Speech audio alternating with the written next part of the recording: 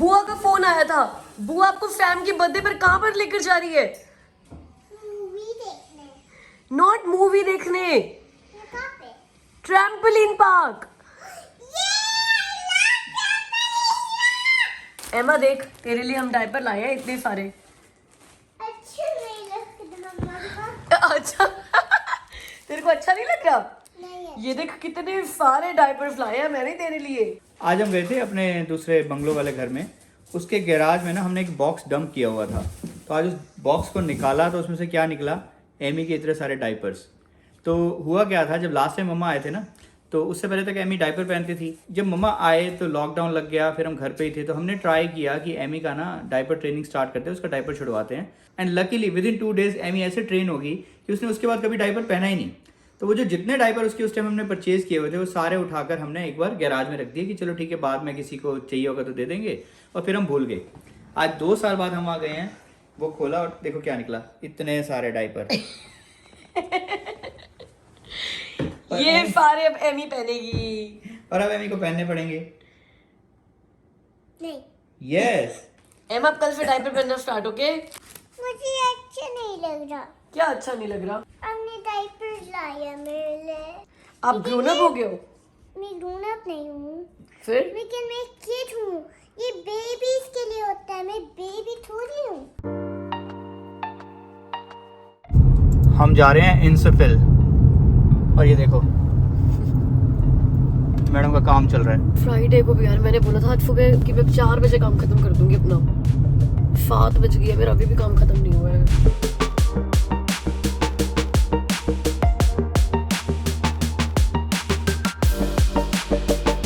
तो पहुंचने में 3 मिनट रह गए और अब मैंने फाइनली अपना काम खत्म कर लिया है। फ्राइडे को जितनी कोशिश करो ना कि यार काम टाइम पे खत्म कर लेंगे ताकि वीकेंड शुरू कर सके, उतना लंबा खिंच जाता है फ्राइडे यार। तो अभी हम जा रहे हैं इंसफिल। बैरी के पास है एक छोटा सा टाउन है। तो यहाँ पर आज शाम को गुरुजी का सत्संग है 7 to 9। तो हम लोग बिल्कुल टाइम पे पहुंच रहे हैं। 6:56 हो गया और हमें दिखा रहा है हम 2 मिनट में बस पहुंच गए। तो ये प्लान है आज वीकेंड का। और कल हम लोग जा रहे हैं एक कंजर्वेशन एरिया। तो गुड्डू दीदी और अवेश जो ने वहाँ पर बुकिंग करा ली है पार्किंग की, और कल वो लोग वहाँ पे आ रहे हैं। और कैलेडन भी है हमारे घर के पास है, तो हम लोग भी यहाँ से पहुँचेंगे। तो कल का ये प्लान है। और परसों फैम का बर्थडे है, तो फैम के बर्थडे पे जाना है। तो बच्चों को लेकर अगेन वो लोग तो फैम के बर्थडे पे ट्रैम्पोलिन पार्क जाने का प्लान है। फिर गुड्डू दी घर पे जाकर डिनर करने का प्लान है। वीकेंड शुरू हो जाए बस। प्लान फिर से टिक टिक टिक टिक टिक टिक होते हैं कि यूँ लगता है मतलब वी क्रेव फॉर यार मंडे आ जाए यार, वीकेंड बड़ा बिजी है। मतलब Monday to Thursday life easy होती है as compare to Friday Saturday Sunday. ये राउंड अबाउट्स का कॉन्सेप्ट कनाडा में ज़्यादा जगह है नहीं, क्योंकि ये राउंड अबाउट आ गया। बहुत ही कम मिलेंगे कनाडा में राउंड अबाउट्स। और दुबई में कितने राउंड अबाउट होते थे। ड्राइविंग टेस्ट देने जाओगे तो एक तो राउंड अबाउट पे वो लेकर जाएंगे ही जाएंगे 100%। यहाँ पे ना लोगों को राउंड अबाउट पे चलानी नहीं आती होती है, क्योंकि कभी ट्रेनिंग नहीं हुई उनकी, है ही नहीं राउंड अबाउट इतने। ना अगले फ्राइडे। क्या बनी है हमारे साथ, क्या बनी है? 1 घंटे की ड्राइव करके आए हम यहाँ पर। और सत्संग अगले हफ्ते था। 1 घंटे की ड्राइव करके यहाँ पर आए हैं यार हम लोग। चलो कोई बात नहीं, ड्राइव अच्छी थी। क्या अच्छी थी, मैं तो काम ही कर रही थी अपना। अब देखना ना, अब काम फिनिश हो गया। अब रुको drive यहाँ पर देखते हैं आसपास में घूमने का कुछ है तो वहाँ पे चलते हैं। तो इतना तैयार होकर नया सूट निकाला मैंने सूट केस में से कि भाई आज नया सूट पहनकर जाती हूँ सत्संग पे। इतना तैयार होकर आई। जब उनके घर गए ना तो बाहर एक भी कार नहीं खड़ी थी ना। लाइक सत्संग वाली जगह पर तो ऐसा नहीं होता, वहाँ पर तो पार्किंग फुल होती है। फिर मैं दोबारा इनवाइट खोला एंड देन आई रेड कि यार ये तो जुलाई 29 था। तो अब इतनी दूर आए हैं इंसफिल, बैरी के पास है जो। तो लग रहा है कि यार ऐसे ही थोड़ी भी हुई चले जाए। तो देख लिया फटाफट गूगल पे कि आसपास में क्या है, तो बीच दिखा रहा है। तो हमें लगता है कि ठीक है यार अब वही चल लेते हैं। अब इतनी दूर ड्राइव करके आए हैं, कुछ तो देखिए सिटी में कि क्या है। फैन में भी नहीं खेल सकते हम, क्योंकि हमने कपड़े फैन वाले नहीं पहने हुए। सैंड वाले कौन से कपड़े होते हैं एमी?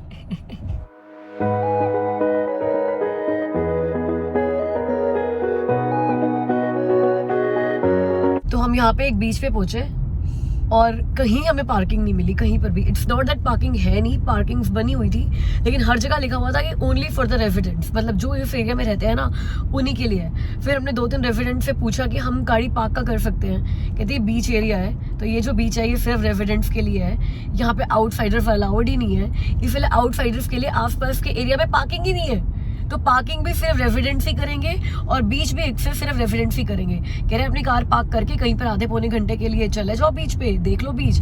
अगर टिकट मिल गई तो $120 की है, बट ऐसा नहीं है, पेट्रोलिंग ऑफिसर हमेशा ही रहता है। आ गया तो $120 की टिकट मिल जाएगी, नहीं आया तो बीच एंजॉय करके आ जाना। लाइक वाह, बड़े ज्यादा नवाब लोग रहते हैं यहाँ पे यार, प्राइवेट बीच बना रखा है अपने लिए और किसी को आने ही नहीं देंगे। Are we going to a new beach now? ये बीच था, इनफिफल बीच। तो अब हमने गूगल किया, उन्होंने हमें बताया कि आप बीच पार्क लगाओ और वहाँ जाओ, वहाँ पे पेड पार्किंग है, वहाँ आपको पार्किंग मिल जाएगी। तो यहाँ से 5 मिनट्स की ड्राइव है, तो अब वहाँ जा रहे हैं, धक्के खा रहे हैं।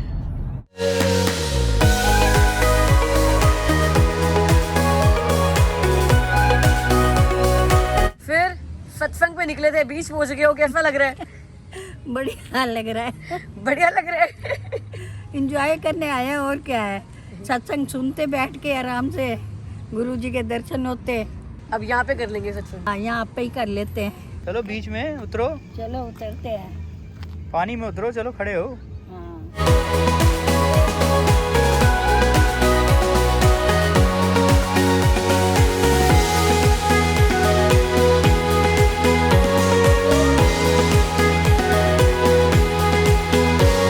शिल्पा, ये बीच पे ऐसे पहन के आते हैं कपड़े? हाँ देख लो भाई, स्टाइल है, सारे मेरे को ही घूर घूर के देख रहे हैं। जब लोग की टेंशन लेनी होती है तो ऐसा ही कोई काम करना चाहिए। और ये छोड़ो, सिर्फ फूड नहीं, ये देखो हील्स भी पहन रखी है, चल रही हूँ ना तो मिट्टी में ऐसे धब्बे जा रही है ये।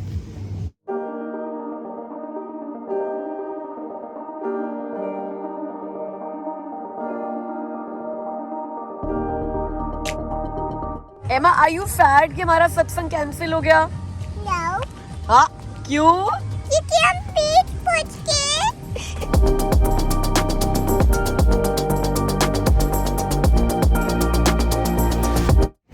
यही है वैसे पार्क, दैट्स इट। और ये यहाँ का मेजर अट्रैक्शन है। तो अगर कभी इनसिफल आना हुआ तो ये एक टूरिस्ट स्पॉट है जहाँ आप आ सकते हो। वो आपको अपने घुमाई दिया तो क्या करने आओगे? अच्छा, छोटे से टाउन में अट्रैक्शन बहुत बड़ी है। एमा, नो, डोंट गो देयर।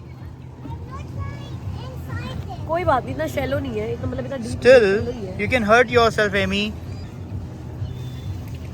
वो देखो, क्या बने आज हमारे पास यार, कोई फोटो भी अच्छी नहीं आ रही। एक तो जब किसी जगह पे जाते हो और फोटो अच्छी नहीं आती ना, यूँ लगता है वेस्ट हो गया आना वहाँ पे।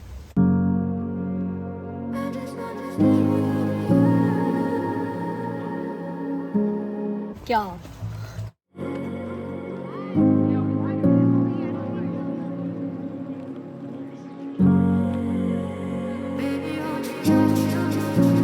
इन घर वालों को देखो, जिनके ये घर है यहाँ पे, जिनका बैकयार्ड ही बीच है। ना तो बैकयार्ड की ज़रूरत है, घास काटने का तो पंगा ही नहीं है, और पूल पे कभी इंस्टॉल करने की ज़रूरत नहीं है, वो खर्चा करने की भी ज़रूरत नहीं है। बैकयार्ड से निकलो और सीधा डाइव इन कर जाओ पानी में। उनका और उनके गैराज देखो, गैराज में ना डेफिनेटली गाड़ियों की जगह इन्होंने बोट रखी हुई होंगी। क्या रेट होगा यार इन घरों का? No maintenance, infinity pool, permanently installed. घरों से याद आया, कनाडा में आजकल जो घरों की मार्केट हो रखी है, हाउसिंग मार्केट इतनी वल्नरेबल हो गई है, 1% और इंटरेस्ट रेट बढ़ गया है, और अभी फिर से बोल रहे हैं कि सितंबर में अगेन रेट ऑफ इंटरेस्ट बढ़ेगा, और घरों के प्राइसेस जो हैं गिरते जा रहे हैं। इनफैक्ट कितने लोगों ने घर सेल करने के लिए लगाए हुए थे, 1 महीना लगे रहे, 2 महीने लगे रहे, कोई ऑफर आया नहीं और उनको हटाने पड़ गए। हमारे खुद के नेबर ने अपना घर सेल पे लगाया हुआ था यार, हमसे पहले लगाया था, 2 महीने पहले।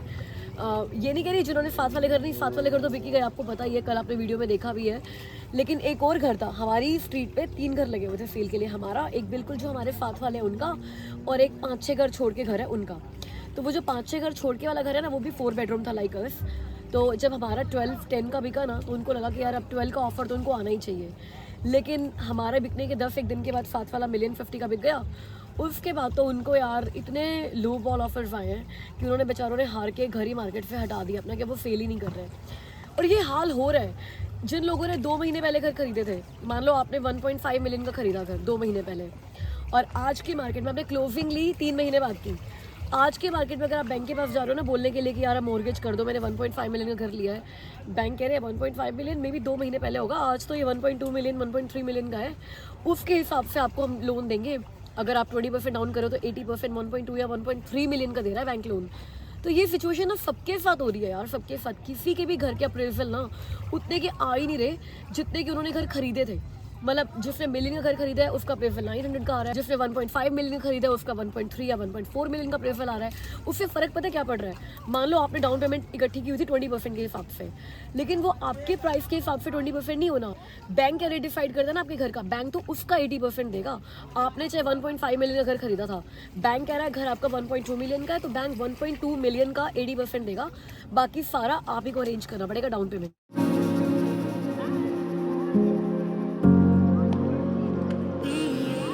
हमारा ना एक लॉयर फ्रेंड है, उससे बात चल रही थी, तो पता है वो क्या बोल रहे हैं? कह रहे पहले ना कभी हमारे पास 1 साल में ऐसे 1 या 2 केसेस आते थे जब लोगों ने घर खरीद लिया है और वो बैकआउट करना चाहते हैं, मतलब फर्म ऑफर डालकर साइन करके, और कंडीशनल ऑफर भी 5 दिन के लिए वैलिड होता है, 5 दिन के बाद वो कंडीशनल ऑफर भी फर्म ऑफर हो जाता है। तो वो लॉयर फ्रेंड बोलता है कि यार पहले जो साल में 1 या 2 केसेस आते थे ना, आजकल 1 हफ्ते में 1 या 2 केसेस ऐसे आ रहे हैं कि लोग फ़ोन करके बोल रहे हैं कि जी 2 महीने पहले घर खरीदा था, 3 महीने पहले खरीदा था, अब क्लोजिंग है, नहीं करनी मुझे, मैं नहीं करना चाहता, कि डाउन पेमेंट अरेंज नहीं हो रही है या वैल्यू कम हो गई है, तो ऑप्शन क्या है?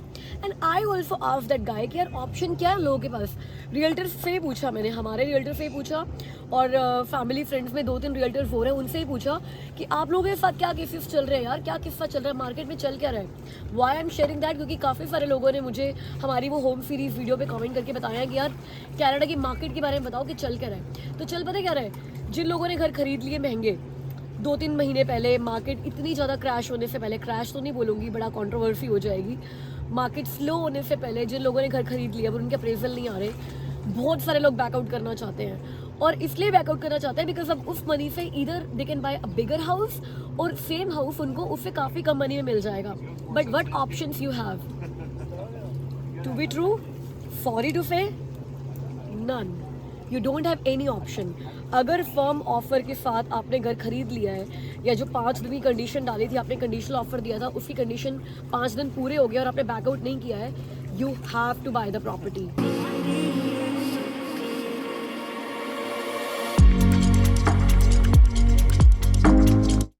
पता है कई लोग सोच रहे हैं कि यार हम क्लोजिंग करेंगे ही नहीं, बिकॉज जिनके पास बहुत सारा डिफरेंस हो गया है कि यार उन्होंने 200,000 रखे हुए थे डाउन पेमेंट के, और अब अप्रेजल कम आने की वजह से 300,000 डाउन पेमेंट करनी पड़ रही है।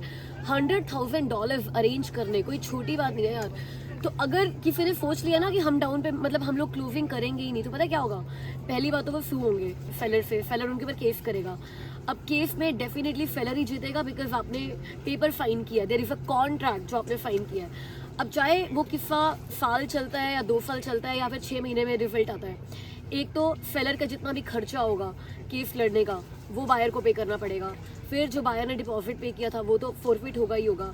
फिर अगर सेलर मार्केट में वो घर लगाता है और उसके बाद वो घर, अब जो मार्केट वैल्यू कम ही हो गई है ना, मार्केट वैल्यू से वो 100,000 कम पे जाता है या 200,000 कम पे जाता है, जो डिफरेंस है ना, आपने जो रेट दिया था सेलर को उस रेट पे नहीं बिकता और कम रेट पे बिकता है, तो डिफरेंस भी आप ही पे करोगे, मतलब बायर पे करेगा।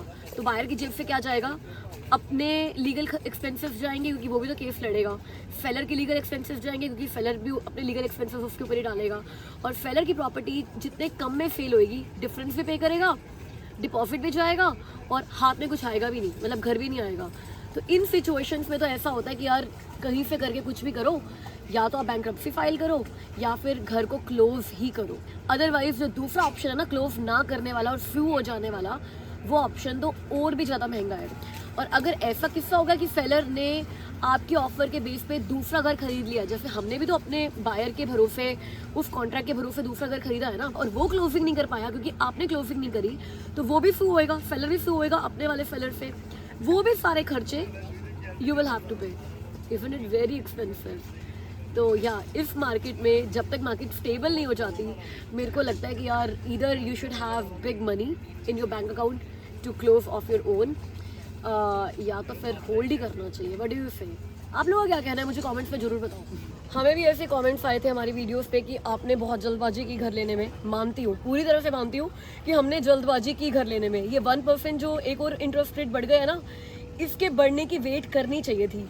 और यही होता है जब आप अपने रियल्टर की मानते नहीं हो। हमारे रियल्टर भैया ने हमें बहुत बोला था वेट कर लो, बट हमें था कि यार ये घर 16 अगस्त को क्लोज करना है, फिर हमें मूव होना है, घर लेना चाहिए। जिनका घर खरीदेंगे उनको भी तो टाइम चाहिए होगा ना क्लोजिंग के लिए। एंड वी सो वांटेड कि हमारी सेम डे क्लोजिंग हो जाए ताकि इतना ज़्यादा जगल ना करना पड़े। बट अब लग रहा है कि यार उस चक्कर में ना बड़ा नुकसान करा लिया अपना, हमें वेट करना चाहिए था।